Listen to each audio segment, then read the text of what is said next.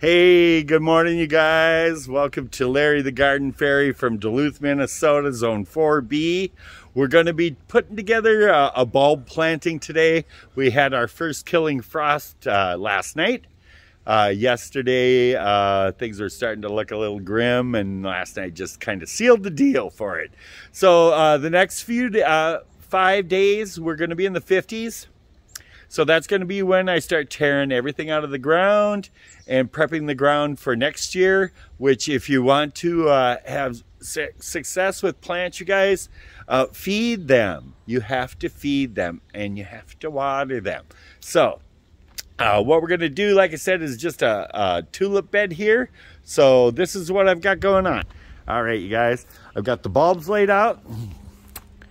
I've got my drill here. And my auger, I'm not going to need that for much, you guys. I just brought it up just to give you an idea of things you can use. Or you can do it the old-fashioned way with a trowel. And as you can see, you guys, this bed is just, it's wonderful soil. So I don't really need a trowel. I could do all this by hand. But I'm just giving you some options, what you could use. I personally am going to throw the gloves on. I bought these this spring, for spring and fall. So as you can see, it's Kinco Frost. You guys, my hands get really cold really easily. So these things have a nice thick material. So they just keep your hands warmer. And when you're touching soil that's in 40, 30 degrees, it gets cold fast.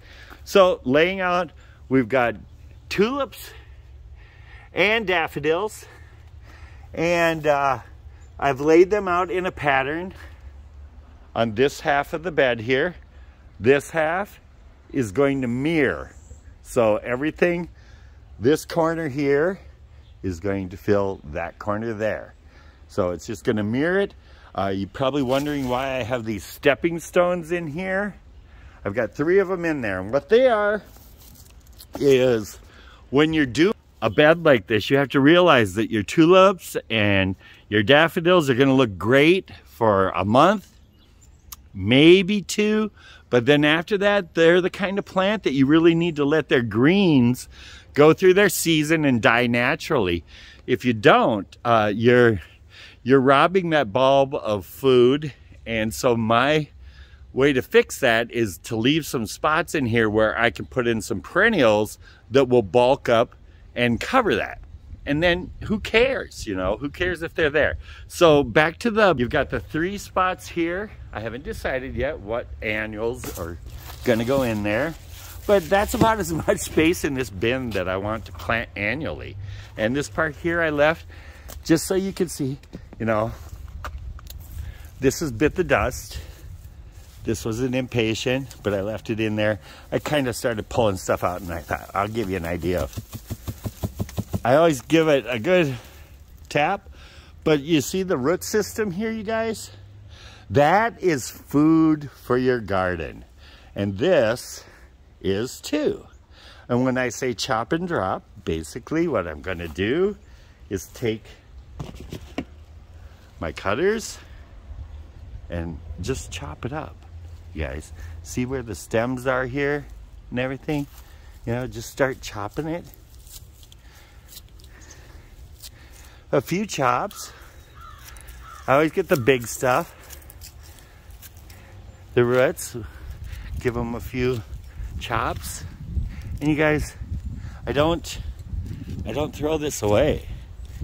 In the middle of next summer, this will be totally decomposed and it will have added all those nutrients into your soil and feed the there.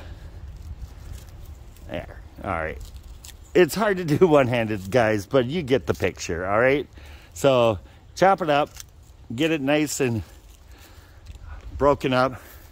And then what I do is I just take it and I throw it through my beds. It's not rocket science, you guys. It's called decomposition, and decomposition adds nutrients into your soil. Good things. Don't do it if your plants are sick. get rid of them.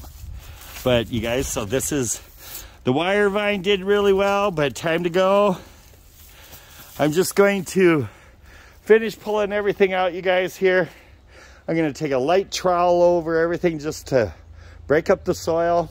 When you're doing bulbs, I always throw down bone meal. I'm just going to sprinkle it across the entire bed. A sprinkle of bone meal and Biotone. This is from Espoma. This is a root stimulator. If I had to do this or fertilize when I'm transplanting, I would do that. So, Fairy saying, I'll get this done and show you what it looks like. Love you guys. Bye.